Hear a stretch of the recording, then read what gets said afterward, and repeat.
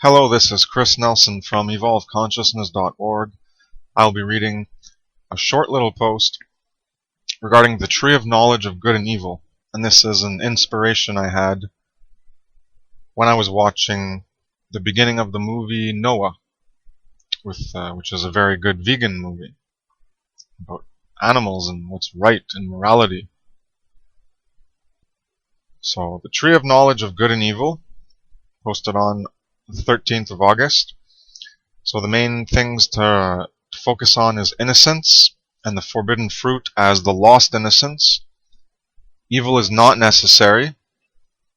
Nescience of evil has no evil existing, and that is innocence. Where there's no evil existing and you're unaware of evil because it doesn't exist, so you cannot be aware of it because it is not existing anywhere, then you're in innocence. That's pure innocence, and who knows if it ever existed, but conceptually that's what it means. Is that you are not able to be aware of evil because evil does not exist for you to become aware of it. If you are not innocent, you are guilty. But guilty of what? A violation against law. What law?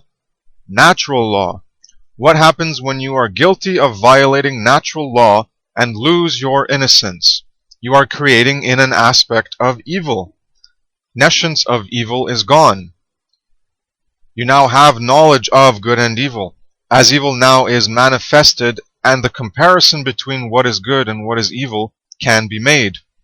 All knowledge comes with comparing similarities and differences. If you do not engage in this process of acknowledging the diversity, multiplicity, and variability of universe, creation, existence, reality, then everything is all the same, and you can't operate in existence. And this is also where logic comes in the law of identity and the law of the excluded middle. It's all about things existing and being different. Because if it was all the same, you wouldn't be able to see any difference. It would just be one thing. And there would be nothing, essentially, except for that one thing. So if we wouldn't exist, there'd be nothing. Good and evil is one dualistic conceptual framework for discerning reality. If there was no evil existing through manifested actions, we would not be aware of it and could not compare good to evil. Good would simply be the natural state that always is. It would just be what is, and maybe we could call that good or another word to describe the natural state. The fruit was symbolic of a law from creation. Once the law was broken, innocence was betrayed, nescience was shattered, and knowledge of good and evil took root. Knowledge of good and evil negates nescience of evil, and hence you can't be innocent if you're not nescient of evil. You're knowledgeable of good and evil, and hence you can act in good and evil. Now, instead of blind innocence of nescience of evil, we have to choose to not do evil. Free will choice. Obey the law, or face the consequences of your actions. Reap what you sow. Truth or consequence. Be right or go wrong. So whether this actually happened or not, it's a symbolic tale. Whereas innocence is the opposite of guilty, so if you're innocent, you're not guilty of doing violations of law. So if you're, and that's what God was supposed to represent, was the law. So he said, don't eat from the tree of knowledge of good and evil. Remain innocent through your nescience of the knowledge of good and evil. And you'll remain in the peaceful Eden. But then when you get the knowledge of good and evil, then you have more responsibility, because then you have to actually choose between the two. And you can walk the dual path as an amoral animal, walking both the light and the dark squares. Or you can make the choice of truth and be right, instead of having truth and consequence and being right and being wrong. Walk off the checkerboard floor and step onto the ladder that ascends us into reawakening, arising, being reborn, climbing the levels and grades and degrees, being rebirthed onto a path of ascension, towards our true self, not ascension from the physical domain, but just bettering ourselves. So evil is not necessary, because if you have a state where evil is not being created, all you have is good, and you don't have a word for evil or good, it doesn't matter. The default natural state would be good. So this isn't, set in stone. It's just what I was inspired about from watching that movie, the beginning intro about the tree of good and evil, and things just clicked in my mind, my consciousness, and then I wrote this note, and so that's my understanding of what that means in terms of knowledge. Not that knowledge is bad, but once you have knowledge, you have a responsibility with that knowledge. If you want to remain nescient of things, then you're innocent and you don't really have knowledge. You're just going from the innate, in theory, in the concept, you're going from the innate true self, which will be feeding, which will be automatically understood even without understanding it. So you don't need to know the law in order to follow the law. But because of all the conditioning we have, I'll just read a note I wrote yesterday.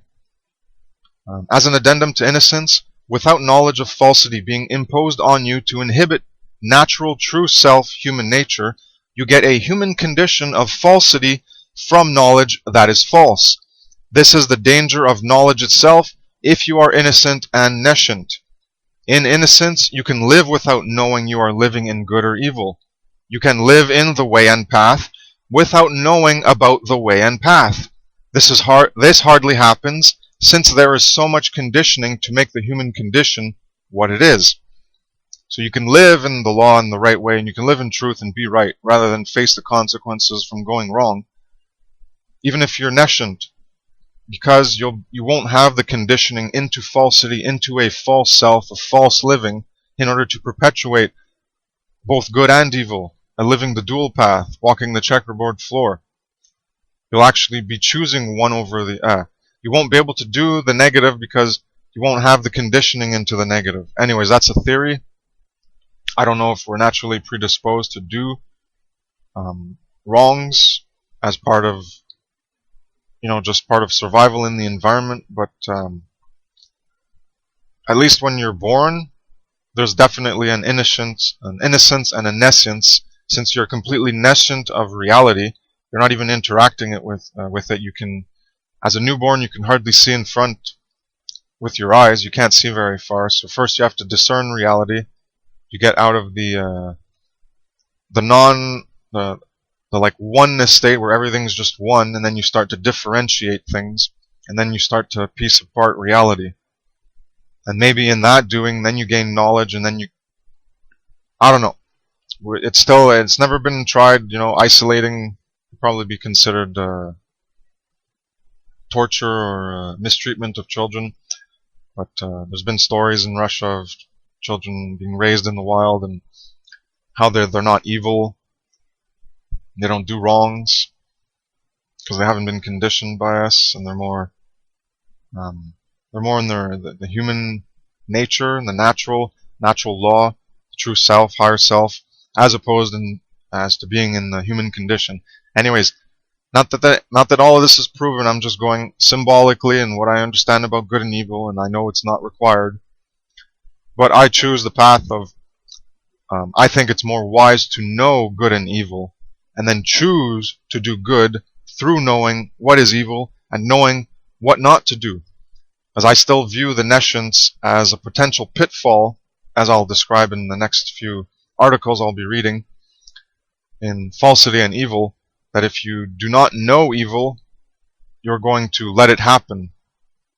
So that's where nescience is a problem, but nescience doesn't exist if evil is present. Then it's merely ignorance, because nescience is where it's not even around you.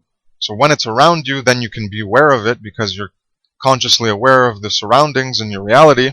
So then you become aware of evil in your presence. Even if you don't know it under the label, the identification of evil as immoral or false or whatever, it still is what it is, and then you can still imitate it and maybe think it's good and imitate the evil. So that's why it's very, very important to know the knowledge of good and evil.